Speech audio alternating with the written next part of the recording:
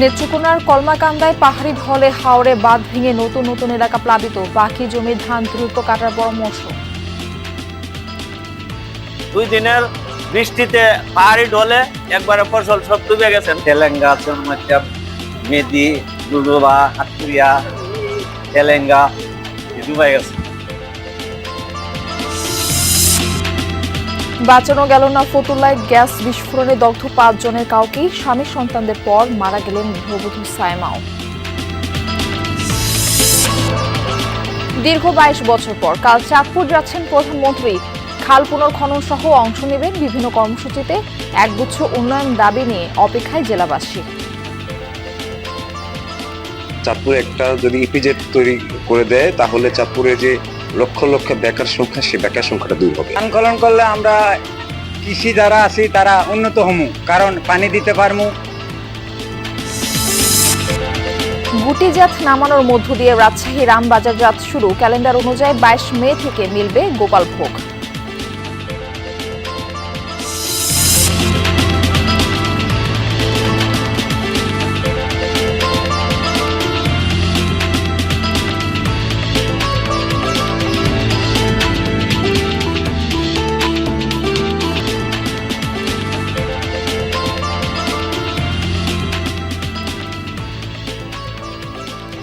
আমন্ত্রণ জানাচ্ছি সংবাদ সারা দেশের আয়োজনে। আপনাদের সঙ্গে থাকছি আমি মারফি রহমান। এতক্ষণ শিরোনাম দেখছিলেন, এবার বিস্তারিত।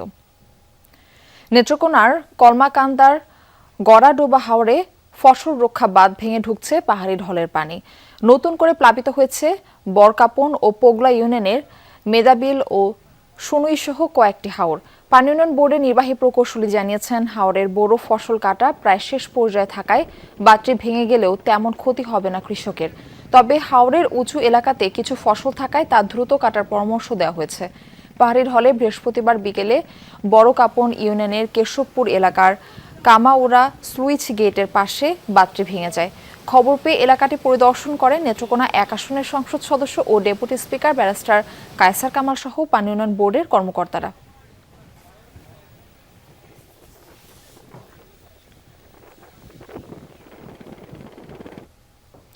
এই বিষয়ে বিস্তারিত তথ্য জানাতে নেত্রকোনা থেকে আমাদের সঙ্গে যুক্ত হচ্ছেন সহকর্মী কামাল হোসেন। কামাল, এর আগের ঘন্টার খবরে আপনার কাছ থেকে হাওর অঞ্চলের সার্বিক পরিস্থিতি সম্পর্কে আমরা তথ্য জানছিলাম, বর্তমান পরিস্থিতিটা একটু জানাবেন। মারপি, আমি যে এলাকাটিতে দাঁড়িয়ে আছি সেটি হচ্ছে বারহাট্টা উপজেলার রায়পুর ইউনিয়নের এই বিয়ার বন্ধ এলাকাটিকে বলে, যেখানে গতকালও পানি কম ছিল খুব। 1 থেকে 1.5 ফুট পানি, যে বিলটি দেখানো হচ্ছে 1 থেকে 1.5 ফুট পানি বেড়ে গেছে, ফলে যে বাসা কিছু বড় ধান ছিল সেগুলো কিন্তু তলিয়ে গেছে। এখানকার কৃষকরা বলছেন যে আসলে তাদের যে ক্ষতি হয়েছে সেটা কোনোভাবে পুষে ওঠা সম্ভব না। আমি এখন কৃষকের সাথে কথা বলবো। এই বিলটার কি অবস্থা ছিল, এখন কি পরিস্থিতি? অবস্থা খুবই খারাপ। আমাদের অর্ধেকের উপরে ধান তলিয়ে গেছে। হ্যাঁ, গতকালকে 2-3 দিনের বৃষ্টিতে অনেক পরিমাণ ক্ষতি হয়েছে। কিছু ভাষা ছিল, এই সবগুলাই আজকে তলিয়ে গেছে। হ্যাঁ, এখন আর কাটা সম্ভব হচ্ছে না। এর আগে কেমন ক্ষতি হয়েছে? এর আগেও হয়েছিল মোটামুটি, কিন্তু গত 2 দিনের বৃষ্টিতে অনেক ক্ষতি হয়েছে। শুনছিলেন যে গত 2 দিনের যে বৃষ্টি এবং যে বাঁধটি ভেঙে যাওয়ার কারণে যে এইদিকে অঞ্চলে পানির যে চাপ সেটা কিন্তু বৃদ্ধি অব্যাহত রয়েছে। কলমাকান্দা উপজেলার পোগলা ইউনিয়ন এবং বরকাপন ইউনিয়ন ছাড়িয়ে এখন বারহাট্টা উপজেলার রায়পুর পর্যন্ত পানির বেড়ে গেছে, পানির চাপ এদিকে বৃদ্ধি পাচ্ছে। ফলে আরো পানি বাড়বে। উজানের যে ফসল ছিল, যেগুলো বাসা, সেগুলো ডুবতে শুরু করেছে। কৃষকরা জানিয়েছেন যে এখানে শ্রমিক সংকট রয়েছে। শ্রমিক সংকটের কারণে কিন্তু তাদের ধান কাটা নিয়ে আসলে বেগ পেতে হচ্ছে। আর পানিতে জলাবদ্ধতার কারণে হারভেস্টার দিয়েও ধান কাটা যাচ্ছে না, ফলে সংকট বাড়ছে। আর প্রশাসন থেকে যে বিষয়টি জানিয়েছে যে তারা ক্ষয়ক্ষতির তালিকা করছেন, তালিকা করে কৃষকদেরকে ভর্তুকি দেওয়া হবে। মারপি। কামাল, আপনাকে ধন্যবাদ যুক্ত হবার জন্য। নারায়ণগঞ্জের ফতুল্লায় গ্যাস লাইন লিকেজ থেকে বিস্ফোরণে দগ্ধ একই পরিবারের 5 জনের কাউকেই বাঁচানো গেল না। স্বামী সন্তানদের পর মৃত্যুর কোলে ঢলে পড়লেন গৃহবধূ সায়মাও। সকালে জাতীয় বার্ন ইনস্টিটিউটে চিকিৎসাধীন অবস্থায় মৃত্যু হয় তার। এর আগে একে একে প্রাণ হারান মোহাম্মদ কালাম এবং তার 3 সন্তান মুন্না, মুন্নি এবং কথা। এর আগে গত 10 মে ফতুল্লার ভুইগড় গিরিধারা এলাকায় 8তলা ভবনের নিচতলার ফ্ল্যাটে বিস্ফোরণ হয়। দগ্ধ পরিবারের 5 জনকে উদ্ধার করে বার্ন ইনস্টিটিউটে ভর্তি করে স্থানীয়রা। গ্যাস লাইনের লিকেজ থেকে দুর্ঘটনা বলে জানায় ফায়ার সার্ভিস।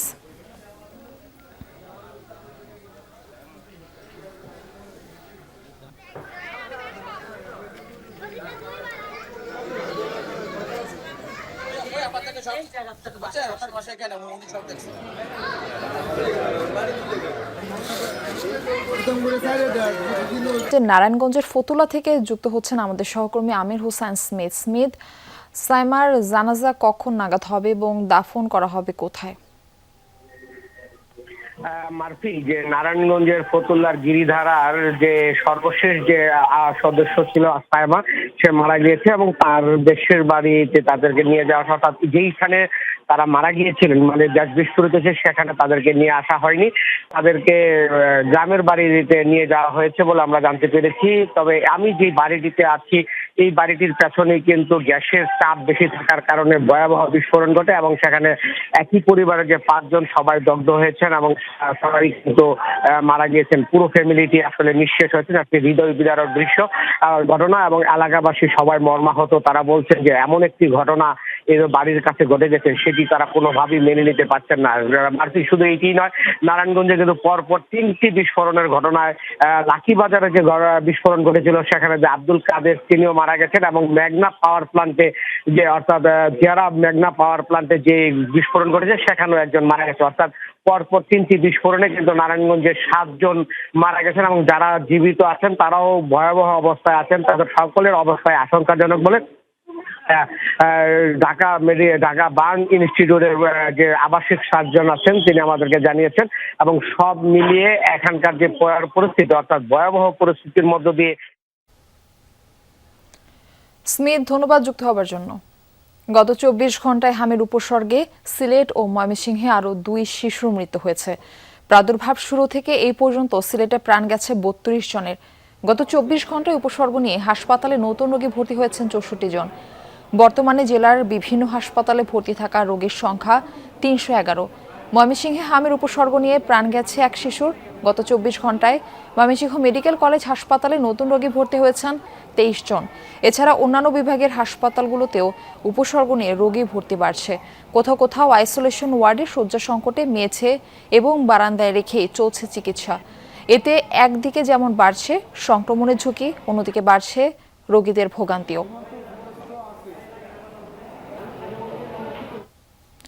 দীর্ঘ 22 বছর পর চাঁদপুরে যাচ্ছেন প্রধানমন্ত্রী তারেক রহমান। 16ই মের এই সফরকে কেন্দ্র করে জেলা জুড়ে এখন উৎসবের আমেজ। খাল পুনর্খনন, ফ্যামিলি কার্ড বিতরণ এবং সাংগঠনিক সভাসহ দিনভর নানা কর্মসূচিতে অংশ নেবেন তিনি। প্রিয় নেতাকে বরণ করতে এবং এই জেলার উন্নয়নে একগুচ্ছ দাবি নিয়ে অধীর আগ্রহে অপেক্ষায় চাঁদপুরবাসী।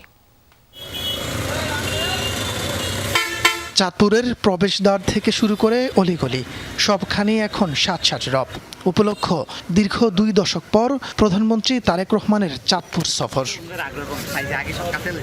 চাঁদপুর ইলিশের বাড়ি হিসেবে পরিচিত হলেও সাধারণ মানুষের আক্ষেপ দীর্ঘদিনেও হয়নি কাঙ্ক্ষিত উন্নয়ন। তাই এবার প্রধানমন্ত্রীর কাছে চাঁদপুরবাসীর প্রত্যাশা অনেক। চাঁদপুরে একটা যদি ইপিজেড তৈরি করে দেয় তাহলে চাঁদপুরে যে লক্ষ লক্ষ বেকার সংখ্যা সে বেকার সংখ্যাটা দূর হবে। তারেক রহমানের কাছে অনুরোধ জানাবো এবং আমাদের দাবি যে চাঁদপুরে একটা পর্যটন এরিয়া গড়ে তোলার জন্য খান খনন করলে আমরা কৃষি যারা আছি তারা উন্নত হমু, কারণ পানি দিতে পারমু, ঠিক মতো ফসল উঠাইতে পারমু। সফরসূচি অনুযায়ী প্রধানমন্ত্রী শাহরাস্তি উপজেলার খোর্দখাল এবং সদর উপজেলার বিশ্বখাল পুনঃখননের কাজ উদ্বোধন করবেন। তবে সফরের অন্যতম প্রধান আকর্ষণ চাঁদপুর সরকারি কলেজ মাঠে ফ্যামিলি কার্ড বিতরণ কর্মসূচি। এর মাধ্যমে দেশের 22 জেলায় একযোগে এই কার্যক্রম উদ্বোধন ঘোষণা করবেন তিনি। সফর ঘিরে উচ্ছ্বসিত তৃণমূলের নেতাকর্মীরা। তারা বলছেন এই সফরে চাঁদপুরবাসীর জন্য উন্নয়নের বার্তা দিয়ে যাবেন সরকার প্রধান। ফেসিবাদের আমলে বাংলা চাঁদপুরে কোনো রকমের উন্নয়ন হয় নাই, শুধু চাঁদপুর সদর না চাঁদপুর জেলাতে। প্রধানমন্ত্রীর এই আগমন উপলক্ষে উনি চাঁদপুরের জনগণের জন্য কিছু বার্তা দিয়ে যাবেন, যে বার্তার মাধ্যমে চাঁদপুরের জনগণ দেখবে যে দৃশ্যমান কিছু উন্নয়ন এখানে হবে। প্রধানমন্ত্রীর সফর নির্বিঘ্ন করতে জেলা প্রশাসনের পক্ষ থেকে নেওয়া হয়েছে নিশ্ছিদ্র নিরাপত্তা ব্যবস্থা। চাঁদপুরে একটি উৎসবমুখর পরিবেশ বিরাজ করছেন, মাননীয় প্রধানমন্ত্রী আসছেন। সেই সাথে আমরা আমাদের প্রোটোকল বিষয়ক যে সমস্ত প্রস্তুতি আছে, নিরাপত্তা সংক্রান্ত যেসব বিষয় আছে সেসব বিষয়ে আমরা সর্বোত্তম প্রস্তুতি গ্রহণ করেছি।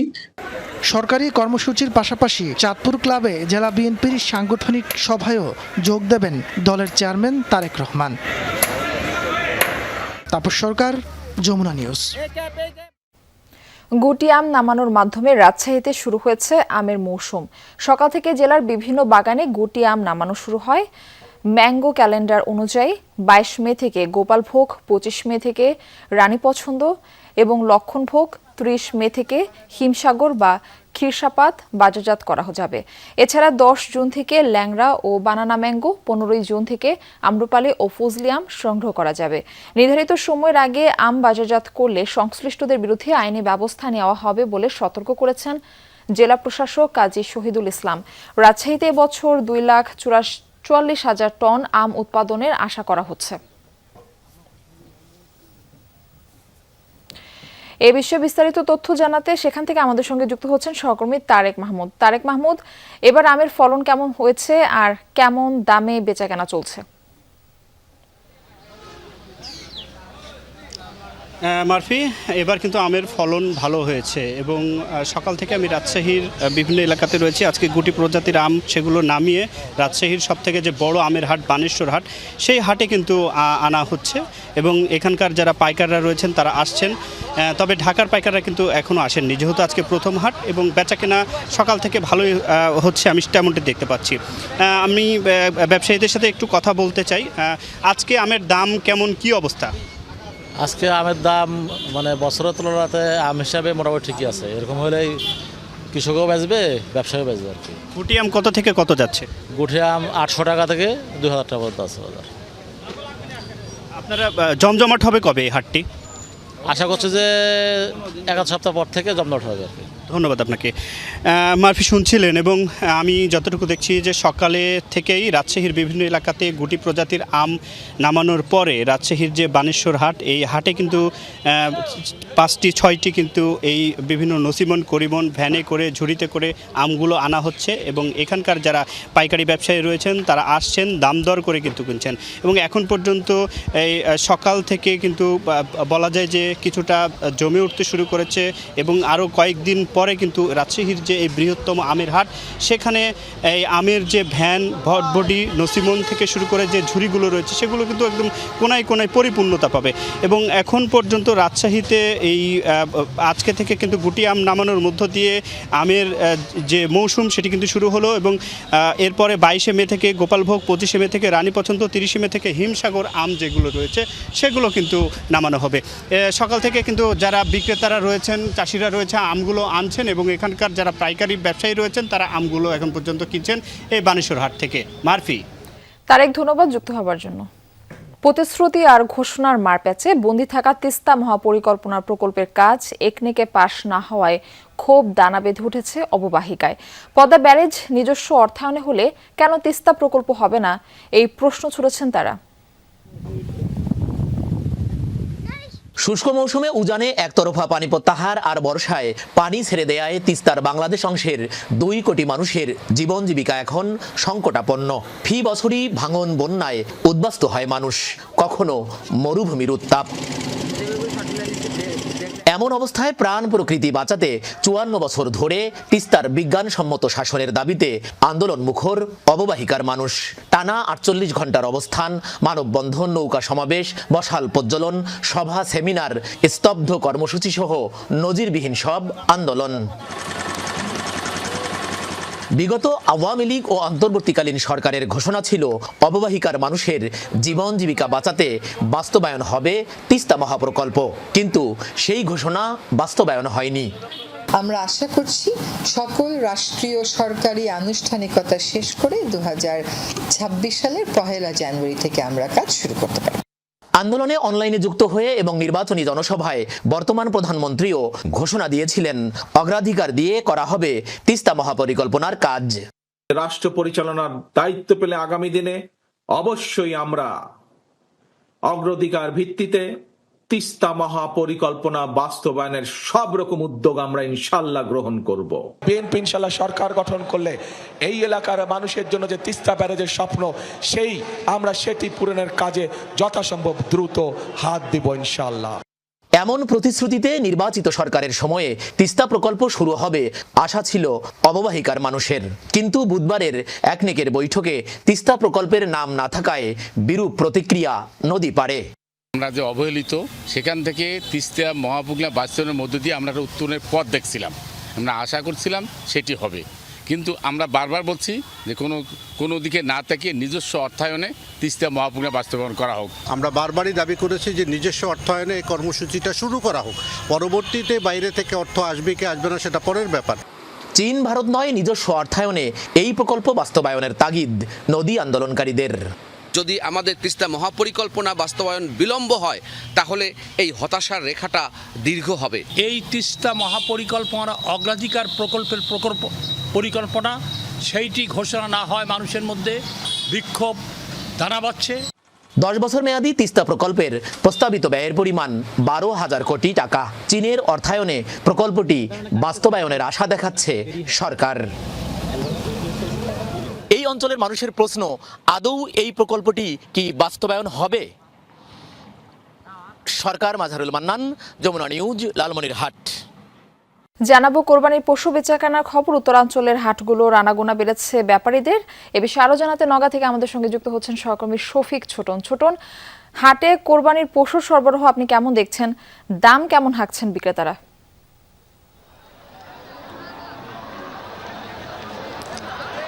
মারফি, আজকে চৌপাড়িয়ার হাট অর্থাৎ উত্তরাঞ্চলের সবচেয়ে পশু বেচা কেনার বড় হাট এটি। আজকে দুপুরের আগেই কিন্তু কানায় কানায় পূর্ণ হয়ে গেছে এবং দেশীয় ষাঁড় গরুর সবচেয়ে বেশি সরবরাহ দেখছি আমরা বিভিন্ন খামার থেকে, এবং পারিবারিকভাবে খামারিরা যে গৃহপালিত পশু পালন করেছেন সেগুলো কিন্তু নিয়ে আসছে না হাটে বিক্রির জন্য। ইতিমধ্যেই বেচা কেনা কিছুটা শুরু হয়ে গেছে। আমি ঠিক এখন থেকে 15-20 মিনিট আগে হাটে এসেছি, তখন দেখেছি যে রাস্তায় আসলে প্রচুর পরিমাণের পশুবাহী গাড়ি কিন্তু ঢুকছে এই হাটে। এবং হাটে এসে যেটি দেখলাম যে এখনকার মধ্যেই এই দুপুর গড়াতেই কিন্তু একেবারে কানায় কানায় পূর্ণ হয়ে গেছে। বেচাকেনা যেটি হচ্ছে সেটি হচ্ছে যে ঢাকা, চট্টগ্রাম, সিলেট, খুলনা, বরিশাল বিভিন্ন অঞ্চল থেকে যে ব্যাপারীরা এসেছেন তারাই মূলত কেনাকাটা শুরু করেছেন এবং এই অঞ্চলের বিভিন্ন জায়গা থেকে পশু এখানে নিয়ে আসা হচ্ছে, সেগুলো বেচা কেনা হচ্ছে। আমি যদি দেখলাম যে মাঝারি আকারের অর্থাৎ 3.5 থেকে 4 মণ ওজনের একটি ষাঁড় গরু বিক্রি হচ্ছে কিন্তু 1 লাখ টাকা পর্যন্ত এবং 1,10,000 টাকা পর্যন্ত। তবে আজকের হাট জমজমাটভাবে বেচা কেনা শুরু হবে সেই সময় আরও 1 ঘন্টা পর। আমরা নিশ্চয়ই পরবর্তী সংবাদগুলোতে আপডেট জানাতে পারবো। মারফি। শফিক, ধন্যবাদ যুক্ত হবার জন্য। এ ছিল সংবাদ সারা দেশের এখনকার আয়োজনে। এতক্ষণ সাথে থাকার জন্য সবাইকে ধন্যবাদ।